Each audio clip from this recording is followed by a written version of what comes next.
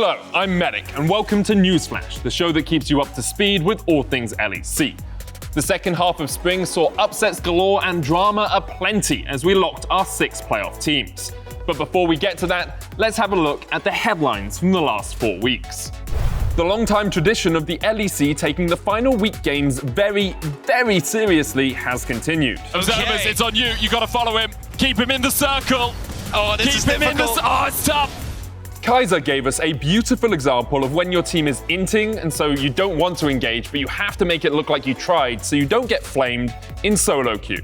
And Christmas came early for Team BDS as Santa Perks brought gifts for the little rookies who stayed off the naughty list. Oh, that realm warp. More like a death warp for Vitality. They just gift.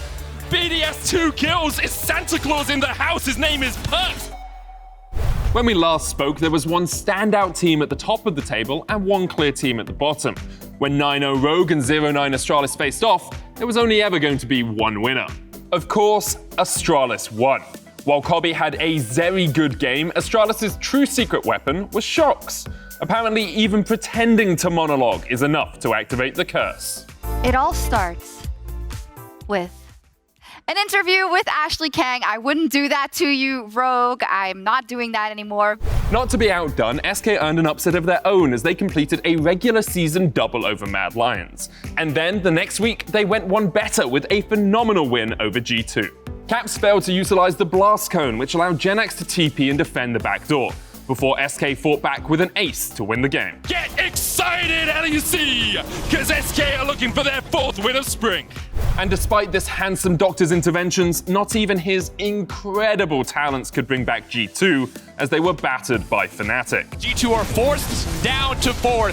Vengeance after the last best of 1 went awry. Fnatic will take the win. However, not even Fnatic was safe from the Astralis Blue Shell as the last place team claimed yet another shock victory. But you know who was safe from the Blue Shell? Vitality. While not flying high at the top like fans expected, Vitality did pick up in the second half of the season. But out of the big names on their high-budget roster, it turns out their star player was the minions all along. Base, you need to base, guys. Oh, no, look.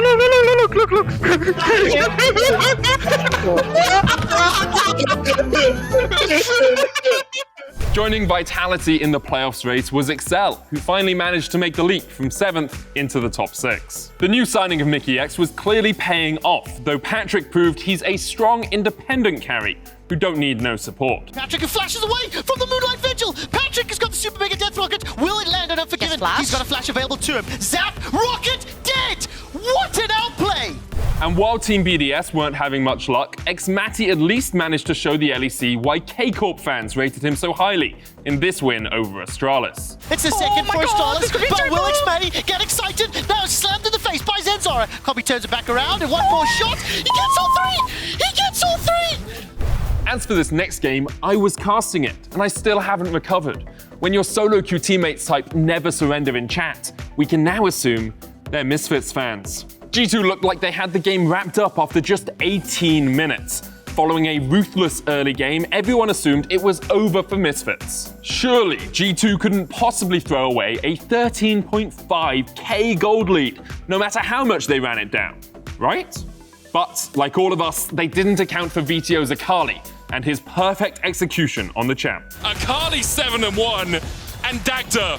There's no flipping way. There's no way they do this. Astonishingly, Misfits completed the largest comeback we have ever seen at the 20-minute mark in the LEC to push themselves into the top 4. G2 have no defenses left. Misfits with the comeback of the flipping century.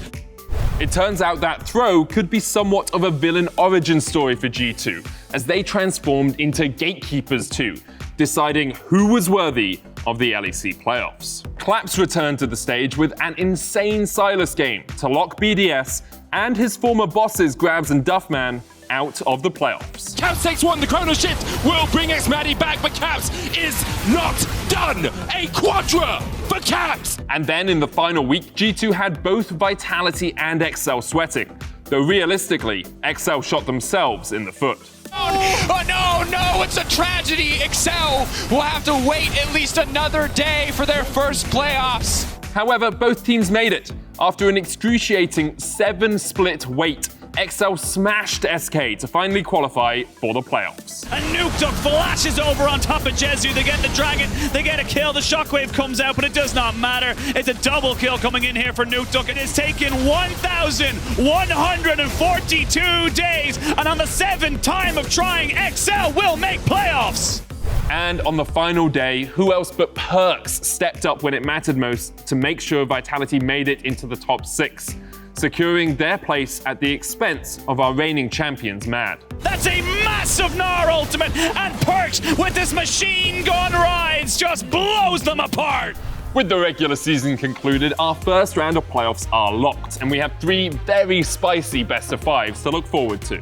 In the lower bracket, XL will make their playoffs debut and will hope to be the kryptonite to Vitality's super team. Meanwhile, our top seeds Rogue will take on the Comeback Kings Misfits. And we're really spoiling you with this one. It's Fnatic versus G2 in the very first round. And that's all we have time for this week. There are so many questions that remain unanswered. Who will win the latest battle between Fnatic and G2? Can Comeback Kings Misfits finally bring back Rogue time? And will XL's playoff debut be worth the wait? We'll find out this Friday with Misfits versus Rogue. Don't you dare miss it.